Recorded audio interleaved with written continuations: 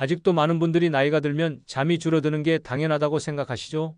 새벽 2시, 3시에 눈이 떠져서 뒤척이다가 결국 아침까지 설치는 일이 반복되면 그냥 나이 탓이라고 체념하시는 분들이 정말 많습니다. 하지만 제가 30년간 수면 분야를 연구하면서 내린 결론은 완전히 다릅니다. 나이가 문제가 아니라 우리가 모르는 사이에 쌓인 잘못된 습관들이 문제였던 거예요. 사실은 작은 습관 교정만으로도 70대, 80대도 아침까지 깨지 않고 깊은 잠을 잘 수 있습니다. 안녕하세요. 저는 30년간 수면을 연구해온 박사 김성우입니다. 오늘 여러분께 꼭 말씀드리고 싶은 이야기가 있어서 이렇게 찾아뵙게 되었습니다. 저는 지금까지 수천 명의 시니어분들과 함께 수면 문제를 해결해 왔습니다. 그 과정에서 발견한 놀라운 사실은 대부분의 불면증이 단순한 생활 습관 때문이라는 점이었어요. 약에 의존하지 않고도 복잡한 치료 없이도 충분히 개선할 수 있는 문제들이 대부분이었습니다. 많은 분들이 수면제를 드시면서도 여전히 밤마다 고생하고 계십니다. 왜 그럴까요? 근본 원인을 해결하지 않고 증상만 억누르려고 하기 때문입니다. 진짜 원인은 우리 일상 속에 숨어있는 작은 습관들이었어요. 오늘 제가 들려드릴 이야기는 단순히 이론적인 내용이 아닙니다. 실제로 제가 만난 분들이 경험한 변화들을 바탕으로 한 실전 경험담입니다. 약을 끊고도 숙면을 되찾으신 분들, 10년 넘게 새벽에 깨던 습관을 완전히 바꾸신 분들의 이야기를 들려드릴 예정입니다. 가장 중요한 건 이런 변화가 하루아침에 일어나지 않는다는 점입니다. 하지만 올바른 방향으로 꾸준히 실천하면 반드시 결과가 따라온다는 것도 확실합니다. 제가 연구하면서 만난 모든 분들이 그 증거입니다. 혹시 지금도 밤마다 시계만 쳐다보며 뒤척이고 계신가요? 아침에 일어나면 피곤해서 하루 종일 무기력하게 보내고 계신가요? 그렇다면 오늘 이 영상이 여러분 인생을 바꿀 수 있는 중요한 전환점이 될 수 있습니다. 이 내용 처음 들어보셨나요? 댓글로 여러분의 현재 수면 상태를 솔직하게 말씀해 주세요. 제가 오랫동안 알고 지낸 분 중에 전라북도 군산에서 홀로 지내시는 76세 이영자님이 계십니다. 이분은 정말 오랫동안 잠 때문에 고생하셨어요. 10년 넘게 수면제 없이는 단 한숨도 편히 못 주무셨거든요. 매일 저녁 11시가 되면 어김없이 잠자리에 드시는데 문제는 그 다음이었습니다. 새벽 2시, 3시면 어김없이 눈이 번쩍 떠서 그 이후로는 날이 밝을 때까지 뒤척이며 시간을 보내셨어요. 천장만 바라보며 이런 생각, 저런 걱정이 머릿속을 맴돌면서 결국 잠은 멀어져만 갔습니다. 수면제를 드시고 억지로 잠들어도 아침이면 늘 피곤해 절어 하루가 무너진다고 하셨죠? 낮에는 졸음이 쏟아져서 소파에 앉아만 있어도 꾸벅꾸벅 졸고 그러면 또 밤에 잠이 안 오는 악순환이 계속 반복되었습니다. 이영자님은 저에게 이렇게 말씀하셨어요. 나이가 들면 원래 잠이 줄어드는 거 아니냐고, 그냥 체념하고 살아야 하는 건 아니냐고 물어보시더라고요.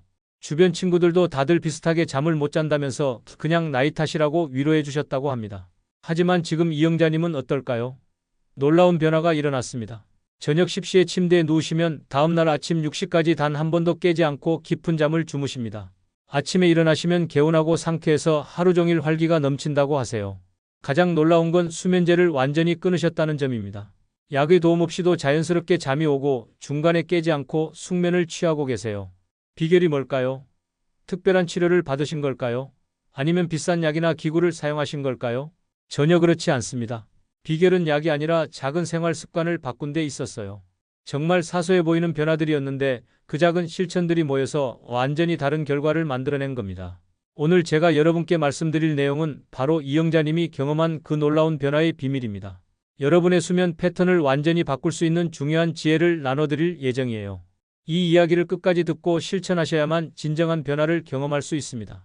혹시 아직 구독과 좋아요를 누르지 않으셨다면 지금 바로 눌러주세요.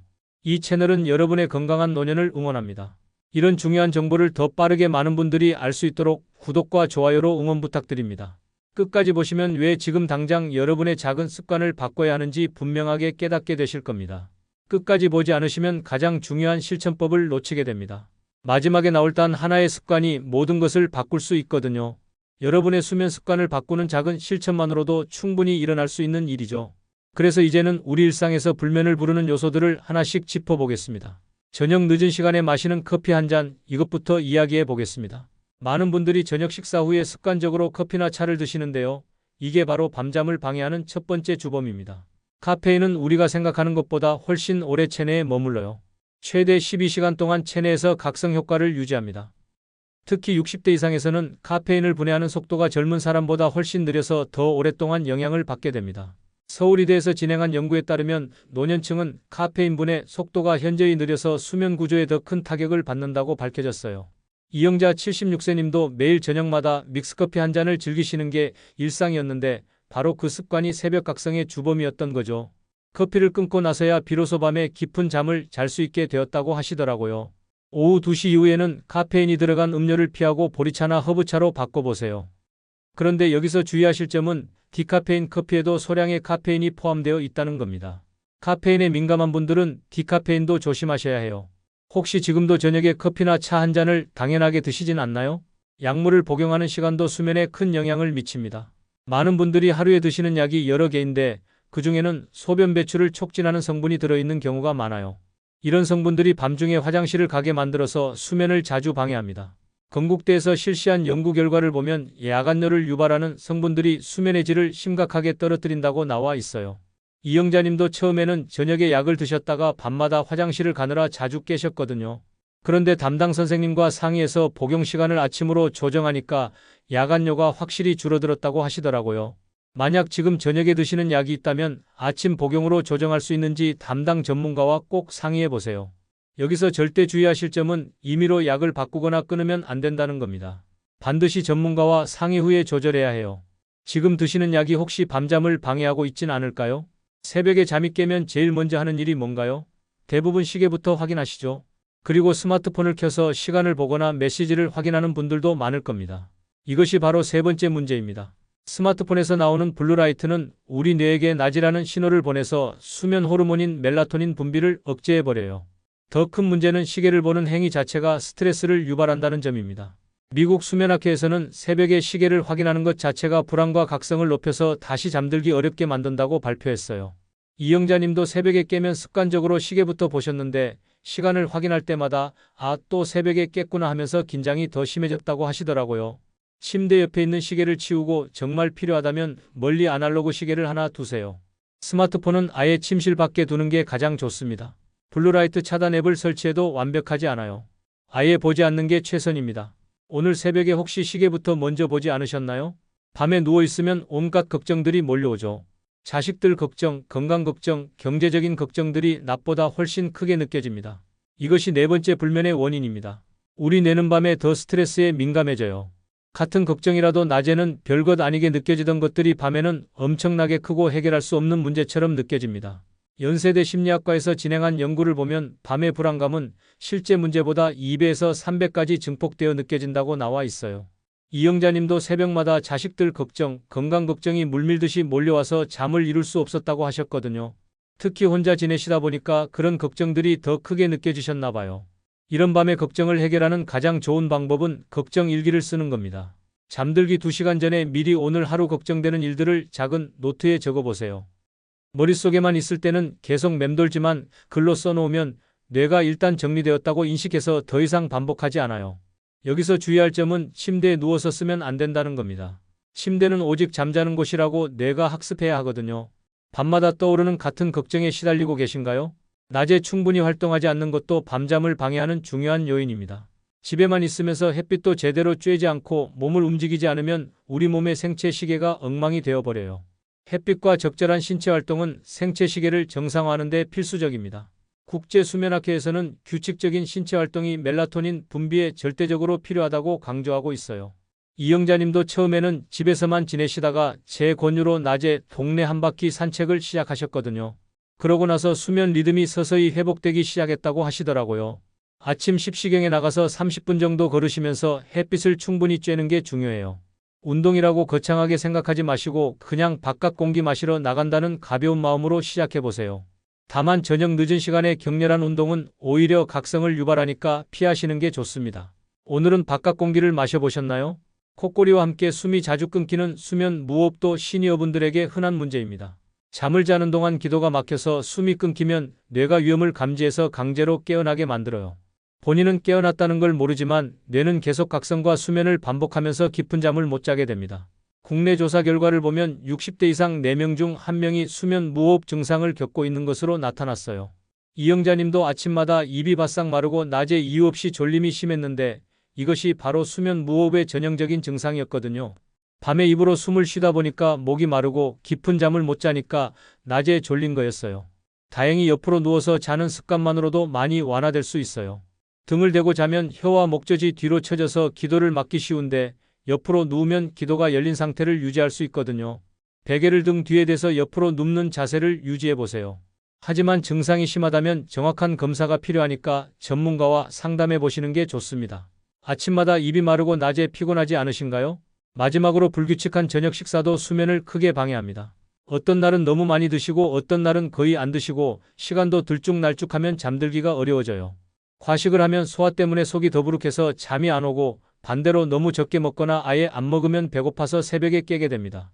서울대 연구팀에서는 야간에 위장에 부담을 주는 식사 패턴이 수면 질 저하의 주요 원인이라고 밝혔어요. 이영자님도 처음에는 식사 시간과 양이 불규칙했거든요. 어떤 날은 저녁을 너무 많이 드셔서 속이 더부룩해서 잠이 안 오고 또 어떤 날은 입맛이 없어서 거의 안 드시고 자려니까 배고파서 자주 깨셨다고 하시더라고요. 잠자기 2시간 전에는 저녁 식사를 마무리하시고 양도 평소보다 조금 적게 드시는 게 좋아요. 특히 자기 직전에 야식이나 간식은 절대 피해야 합니다. 소화가 끝나지 않은 상태에서는 깊은 잠에 들기 어려워요. 오늘 저녁은 몇 시에 얼마나 드셨나요?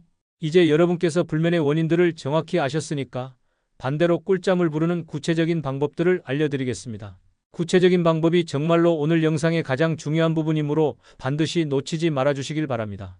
4785법부터 알려드리겠습니다. 이것은 정말 간단하면서도 놀라운 효과를 보이는 방법이에요.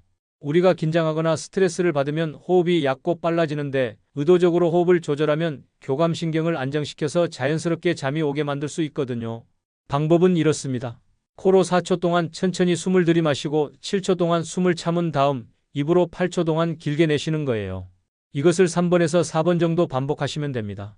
처음에는 7초 동안 숨을 참는 게 조금 어색할 수 있어요. 억지로 참으려고 하지 마시고 자연스럽게 할 수 있는 범위에서 시작하세요. 중요한 건 숫자에 집착하지 말고 천천히 깊게 호흡하는 리듬에 집중하는 겁니다. 이영자님도 처음에는 4, 7, 8이 힘들어서 3, 5, 6 정도로 시작하셨다가 점차 늘려가셨어요. 지금은 이 호흡법만으로도 5분 안에 잠들 수 있다고 하시더라고요. 오늘 밤 침대에 누우시면 이 호흡법을 한번 해보실래요? 점진적 근육 이완법도 정말 효과적인 방법입니다. 우리가 스트레스를 받으면 자신도 모르게 몸 곳곳에 힘이 들어가 있어요. 특히 어깨나 목, 턱 같은 부위에 긴장이 쌓여 있는데 본인은 잘 모르거든요. 이 방법은 몸의 각 부위를 의도적으로 긴장시켰다가 힘을 빼면서 긴장과 이완의 차이를 느끼는 겁니다. 발끝부터 시작해서 종아리, 허벅지, 복부, 가슴, 어깨, 팔, 목, 얼굴 순서로 올라가면서 각 부위를 5초 동안 꽉 힘을 주었다가 10초 동안 완전히 힘을 빼는 거예요. 힘을 뺄 때 그 부위가 따뜻해지고 무거워지는 느낌에 집중해 보세요. 여기서 중요한 건 너무 빠르게 하지 말고 천천히 해야 한다는 점입니다. 급하게 하면 오히려 몸이 긴장할 수 있어요. 이영자님은 이 방법을 하다가 중간에 잠들어 버리는 경우가 많다고 하시더라고요. 그만큼 몸이 깊게 이완되는 거죠. 지금 여러분의 몸 어디에 힘이 들어가 있는지 한번 느껴보세요. 어깨가 올라가 있지는 않나요? 편안한 장소를 상상하는 이미지 연상법도 시도해 보세요. 우리 뇌는 실제 경험과 상상을 잘 구분하지 못하는 특성이 있어요. 그래서 평화롭고 안전한 장소를 생생하게 상상하면 실제로 그곳에 있는 것처럼 몸과 마음이 이완됩니다. 본인이 가장 편안했던 장소를 떠올려 보세요. 어릴 때 할머니 집 마루, 바다가 보이는 카페, 조용한 산속 오두막 같은 곳 말이에요. 중요한 건 오감을 모두 활용해서 상상하는 겁니다. 그 장소의 색깔과 풍경을 보고 소리를 듣고 냄새를 맡고 피부로 느끼는 온도와 바람까지 구체적으로 상상해 보세요. 만약 중간에 걱정이나 다른 생각이 끼어들면 다시 그 장소로 돌아가서 처음부터 상상하면 됩니다. 억지로 쫓아내려고 하지 마시고 자연스럽게 원래 장소로 돌아가세요. 이영자님은 어릴 때 고향 마을의 냇가를 상상하신다고 하시더라고요. 물 흐르는 소리와 새소리, 풀냄새까지 떠올리다 보면 어느새 잠이 든다고 하세요. 여러분 기억 속 가장 평화로운 장면은 어디인가요? 20분 규칙도 꼭 기억해 두세요. 이것은 침대를 잠자는 공간으로만 뇌가 학습하도록 만드는 중요한 원칙입니다. 침대에 누워서 20분이 지나도 잠이 오지 않으면 반드시 자리에서 일어나야 해요. 침대에서 뒤척이거나 잠이 안 온다고 고민하는 시간이 길어지면 뇌가 침대를 걱정하고 뒤척이는 장소로 기억하게 됩니다. 일어나서 다른 방으로 가서 차분한 활동을 하세요. 책을 읽거나 잔잔한 음악을 듣거나 간단한 명상을 하시면 됩니다. 이때 스마트폰이나 TV는 절대 보시면 안 돼요. 다시 졸음이 오면 그때 침대로 돌아가시고 또 20분 지나도 잠이 안 오면 다시 일어나는 걸 반복하는 겁니다. 처음에는 번거롭게 느껴질 수 있지만 일주일 정도 지나면 뇌가 침대는 잠자는 곳이라고 확실하게 학습하게 됩니다. 이영자님도 처음 며칠은 밤에 2-3번씩 일어나셨는데 일주일 후부터는 침대에 누우면 바로 잠이 왔다고 하시더라고요. 혹시 어젯밤에 20분 넘게 뒤척이지는 않으셨나요? 수면 환경을 조성하는 것도 정말 중요합니다.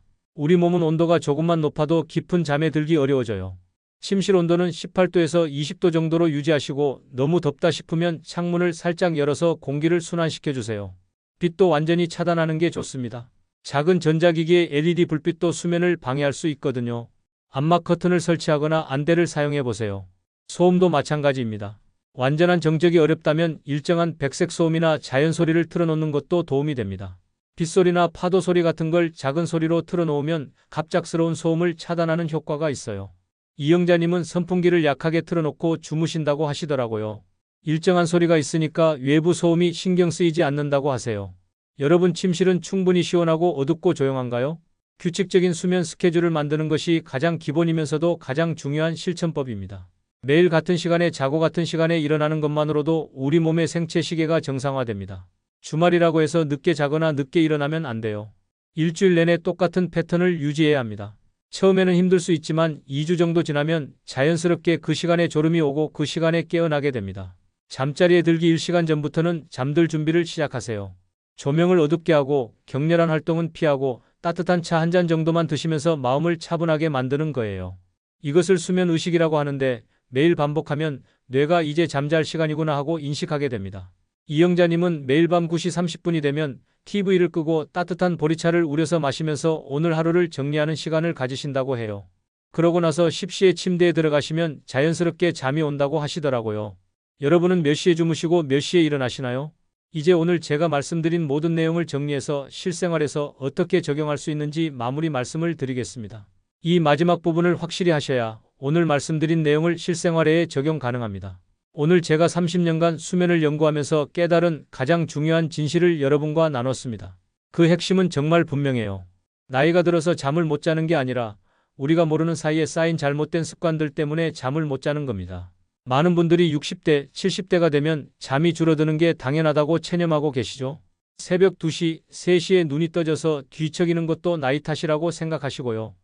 하지만 이것은 완전히 잘못된 상식입니다. 제가 만난 수많은 시니어분들이 증명해 주셨어요. 작은 습관만 바꿔도 70대, 80대도 충분히 아침까지 깊은 잠을 잘 수 있다는 걸 말이에요. 잘못 관리했을 때 어떤 일이 벌어지는지 다시 한번 정리해 보겠습니다. 단순한 불면증으로 시작해서 점점 수면제에 의존하게 되고 그러다 보면 자연스러운 잠드는 능력을 완전히 잃어버리게 됩니다. 낮에는 계속 피곤하고 무기력해져서 활동량이 줄어들고 그러면 또 밤에 잠이 안 오는 악순환이 계속 반복되죠. 더 심각한 건 만성적인 수면 부족이 우울감과 불안감을 키워서 전반적인 삶의 질이 떨어진다는 점입니다. 기억력도 나빠지고 집중력도 떨어져서 일상생활이 점점 힘들어집니다. 면역력도 약해져서 자꾸 아프게 되고 결국 건강 전체가 무너지는 시작점이 되는 거예요. 반대로 제대로 관리했을 때는 어떨까요? 먼저 밤에 자연스럽게 잠이 오고 아침까지 깊게 잠을 자게 됩니다. 중간에 깨는 일도 거의 없어지고 깨더라도 금방 다시 잠들 수 있어요. 아침에 일어나면 몸이 개운하고 상쾌해서 하루를 활기차게 시작할 수 있습니다. 낮에 졸음에 시달리지 않으니까 하고 싶은 일들을 마음껏 할 수 있고 사람들과 만나는 것도 즐거워집니다. 정신이 맑아지니까 기억력도 좋아지고 판단력도 향상돼요. 무엇보다 매일매일이 활력 넘치고 의미 있게 느껴집니다. 면역력도 강해져서 감기 같은 것도 잘 걸리지 않고 전반적인 건강 상태가 눈에 띄게 좋아집니다. 이영자 76세님이 바로 그런 변화를 경험하신 분이에요. 10년 넘게 수면제 없이는 잠을 못 주무시던 분이 지금은 약 없이도 매일 밤 깊은 잠을 주무시고 계세요. 아침에 일어나시면 이렇게 말씀하신다고 해요. 잠을 푹 잤더니 70대인데도 20대처럼 활기가 넘친다고요. 하루하루가 즐겁고 행복하다고 하시더라고요. 이런 변화가 바로 여러분에게도 일어날 수 있는 일입니다. 그렇다면 지금 당장 무엇부터 시작하면 될까요? 오늘 제가 말씀드린 내용 중에서 가장 쉽고 효과적인 것 2가지만 골라서 말씀드릴게요. 첫 번째는 저녁 커피 대신 따뜻한 보리차를 마시는 겁니다. 정말 간단한 변화죠? 오늘 저녁부터 바로 실천할 수 있어요. 식사 후에 습관적으로 마시던 커피나 녹차 대신 보리차를 우려서 마셔보세요. 보리차는 카페인이 전혀 없어서 수면에 방해가 되지 않을 뿐만 아니라 따뜻한 음료가 몸과 마음을 안정시켜주는 효과도 있어요. 첫날부터 확실한 차이를 느끼실 수 있을 겁니다. 두 번째는 잠들기 전에 오늘 하루 걱정되는 일들을 작은 노트에 적어보는 겁니다. 머릿속에서만 맴도는 걱정들을 글로 써서 정리하면 뇌가 일단 처리되었다고 인식해서 더 이상 반복하지 않아요. 노트는 침대 옆이 아니라 거실 테이블이나 서재에 두시고 잠자리에 들기 1시간 전에 미리 써두세요. 걱정 일기라고 생각하시면 돼요. 단 두세 줄만 써도 충분합니다. 이것만으로도 밤에 머릿속을 맴도는 잡념들이 확실히 줄어들 거예요. 이 두 가지는 정말 작은 변화처럼 보이지만 여러분의 수면 패턴을 바꾸는 놀라운 시작점이 될 수 있습니다. 중요한 건 완벽하게 하려고 하지 마시고 일단 시작해보는 거예요. 하루 이틀 깜빡하더라도 괜찮으니까 다시 시작하시면 됩니다. 오늘의 영상이 조금이라도 도움이 되셨다면 구독과 좋아요 버튼을 눌러주세요. 오늘의 구독, 좋아요 버튼은 여러분 그리고 주변 가족들의 건강을 지키는 소중한 버튼이 될 것입니다. 다음 주에는 많은 분들이 궁금해하시는 낮잠에 대해서 자세히 이야기해 드릴 예정입니다. 낮잠을 자면 밤잠에 방해가 될까요? 몇 시에 얼마나 자는 게 좋을까요? 낮잠의 황금 시간과 올바른 낮잠 자는 법을 알려드리겠습니다. 또 낮잠 후에 머리가 멍해지지 않고 개운하게 일어나는 비법도 공개할 예정이에요. 그리고 다다음 주에는 수면에 도움이 되는 음식과 해로운 음식에 대해서도 다뤄보겠습니다. 잠들기 전에 먹으면 좋은 간식은 뭐가 있을까요? 반대로 절대 피해야 할 음식들은 뭘까요? 저녁 식사 시간과 메뉴 구성도 수면에 큰 영향을 미치거든요. 실용적이고 구체적인 정보들을 준비해서 찾아뵙겠습니다. 30년간 수면을 연구해온 김성우 박사와 함께하는 건강한 수면 이야기, 앞으로도 계속 이어갈 예정입니다. 여러분의 밤이 더 이상 고통스러운 시간이 아니라 하루의 피로를 달래고 내일을 위한 에너지를 충전하는 소중한 시간이 되기를 진심으로 바랍니다. 오늘 제가 말씀드린 내용 중에서 가장 먼저 실천해보고 싶은 것은 무엇인가요? 저녁 커피를 보리차로 바꿔보실 건가요? 아니면 걱정 일기를 써보실 건가요?